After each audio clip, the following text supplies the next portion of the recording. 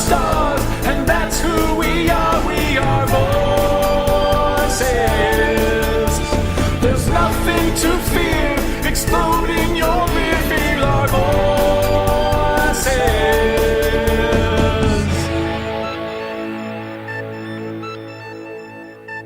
Ooga chaka, ooga chaka, ooga chaka, ooga chaka. What's up? It's VOR. This is Ed. And Joel. And this is Carl. He's not Ooga or Jacking. But I am hooked on a feeling. Hey! Oh, right back at you. Wow. Man, I gotta tell you, everybody's blowing up with love for that soundtrack, which is completely surprising to me. It's not surprising to me though. Like I understand people like because myself I'm not like enamored with it. Like a couple of my younger friends especially are really big into it, but I think a lot of people are discovering like the AM pop sound of like the 60s and 70s, and I think because like even us, like you're slightly older than me, but if we weren't experiencing that ourselves, we either had parents or brothers and sisters that were listening to that sort of music. We were exposed to it, whereas these people that are like 20 or so, they were more exposed to like 80s, 90s, even like early 2000s sort of stuff. It's like that was who their older brothers and sisters and their parents were listening to. So I think they kind of missed that train, and like so they weren't exposed to that music. That's why so many people are just like, I've never heard this great music before. It sounds so great. Where it's kind of old hat to people like us. So That's true. It makes me feel reminiscent to more classic Tarantino and Scorsese films because their soundtracks are 9 times out of 10 pretty unbeatable. Yeah. So I think it's people just realizing that soundtracks that are compilations of other popular songs can actually be something for a film, Right. instead of something as poorly put together as like we could go all the way back to even the Batman Forever soundtrack, which was still a good soundtrack, but nothing really related. Yeah. What's going to resonate? But it's funny. Yeah, you mentioned that, Carl. And I was just thinking about Cherry Bomb by the Runaways.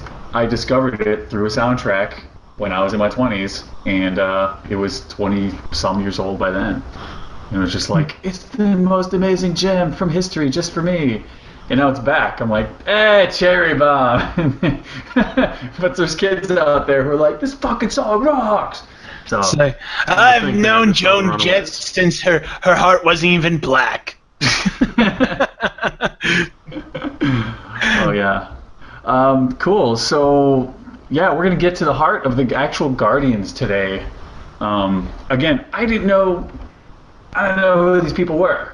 Why should I care? Star-Lord just looked like a really just a weird, hacky 70s costume. I don't know, but like a 70s version of like a 30s sci-fi hero. I just wasn't sure what to make of him when I saw the drawings and costume ideas. Now, do you think that possibly the unfamiliarity with the characters is why it works so well? Because someone like Captain America, the Hulk, especially like the Hulk, he's already had multiple movies. Captain America's had TV movies.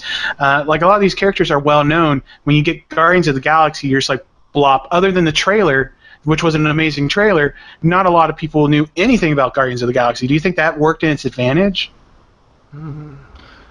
It could be.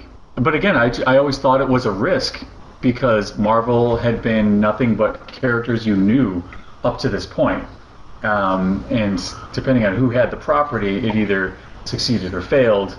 Fantastic Four.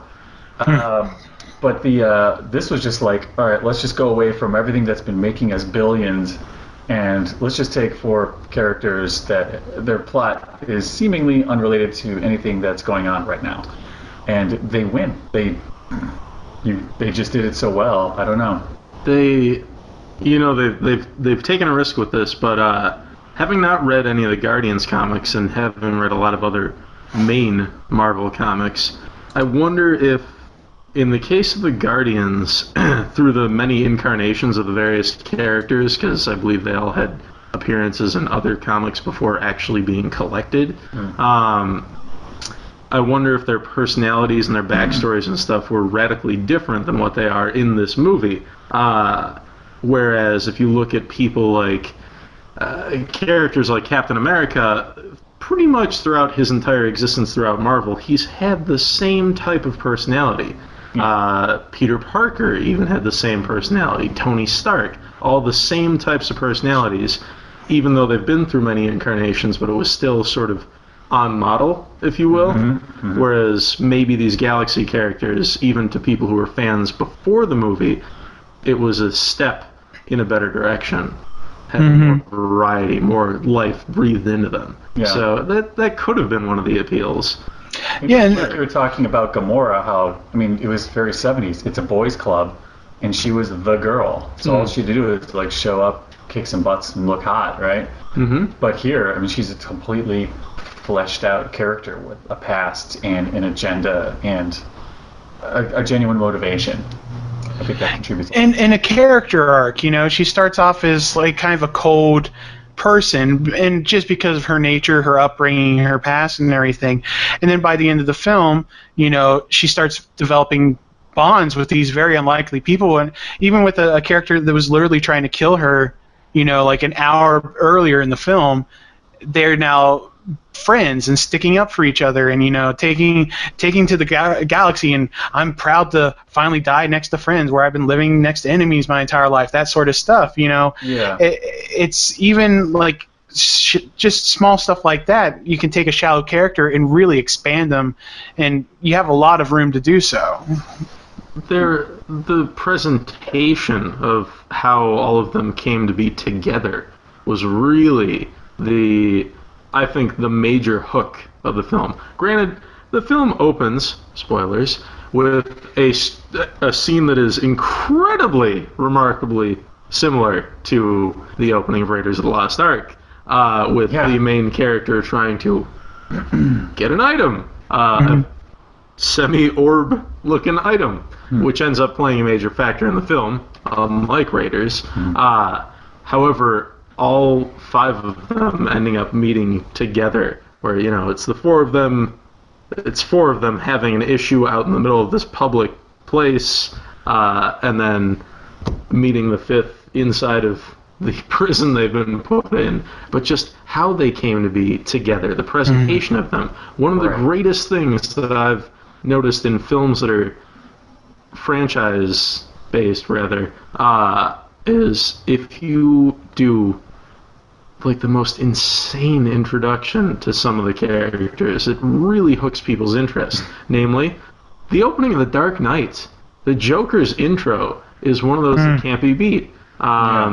Even the one thing that I liked in Pirates of the Caribbean 2 was Jack Sparrow's entrance, where you go through this entire process and he ends up shooting himself out of a coffin and using the guy's foot or arm to oar his way back to the ship. It's just characters, their introductions, how they are, pretty much right at the start of the film, seems key to really getting people hooked. And I think they did that right here.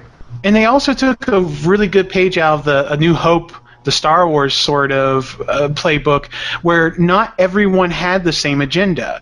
You know, it's not one of those things like the Avengers. Well, you know, Avengers, it did to an extent, but, you know, it's like not everyone's coming together just to fight this bad guy. You know, it's like you have the guy that's the mercenary, like treasure hunter. You have the girl that's on a personal mission. You have these bounty hunters that are after, like, one of the other characters. Like, no one, like, there's only 2 characters that really remotely care about the MacGuffin in the film. Right. You know, and everyone else is just kind of peripheral, and like there's like, well, I'm here because they're here. You know, it's like, well, I'm here because I want to use this person to get to this person, and they all have their own agendas that all eventually overlap, kind of like in Star Wars. You know, it's like Han Solo didn't care about the rebellion. He didn't care about the princess. He was there for the money. You know, it's like Obi-Wan was there to help fight this new battle. Luke was there because he wanted adventure, you know, and he just happened to stumble his way into this sort of thing. Everyone had their, and then Chewie was there because Han was there. You know, it's like everyone had their own reasons, and they weren't always the same, but they all aligned for this common purpose at one point during the story, and that's you're in. That's how you got into the story. It's not just everyone like, hey, we got this orb, we got to defend it now, and for no reason, like these mercenaries are like, yeah, you're right, we have to defend this. Right. No, it's like they're in it for the credits. You know, it's like they gave everyone a good reason to be there and to want to further the plot, and they weren't all the same. So you bring up a great point, and I think that's part of the magic here is each one of these Guardians, and it's funny because they're named. You go in thinking that they're already a team, but when you find out that they're not, it kind of throws you off. But then to find out that each one of them is completely self-serving. They are all about, they have all of the different reasons, but they're completely self-serving. Raised by pirates, the mercenaries just doing their job. Gamora's got her own agenda. Every one of them. And Drax, too, who's out for blood, and he will be a criminal until he gets his blood payment, and then he can die happily or whatever equates for happy in his mind. But it's cool that it's watching them working together because they feel they have to, and then eventually working together because they want to, and the things that they do to make that bond.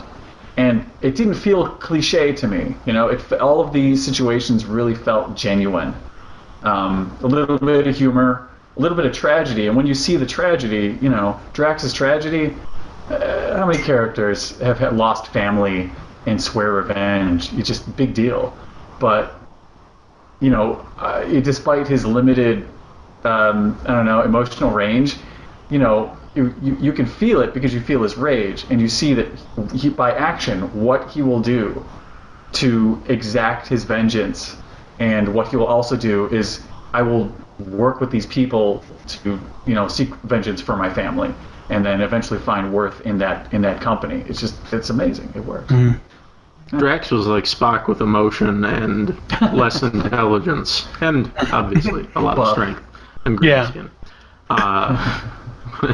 You do bring up a good point with comparing it to Star Wars. Oddly enough, the female figures in both of these films are the daughter of the villain. Yes. Yeah. Crafty there. And there's a wily guy that totes guns with a giant brown sidekick. Yeah. And the kind of whiny guy whose parents are dead and is off on adventure. Yeah. Yeah. Well, hopefully, Carl, in the case of what you're saying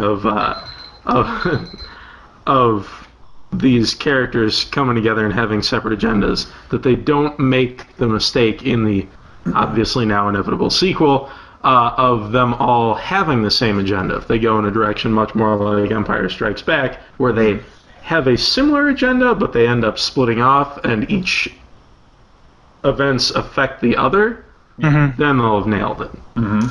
And they've also kind of like A New Hope, and this is the thing is, some people were kind of dishing on Guardians of the Galaxy for saying it didn't have enough plot, and I didn't quite understand that, because I thought there was a lot of plot in there, especially for like the beginning, the first chapter, the introduction of a franchise, because clearly even at the end of the credits there, like they say they're going to be back. They already knew that this was going to be a multi-chapter story.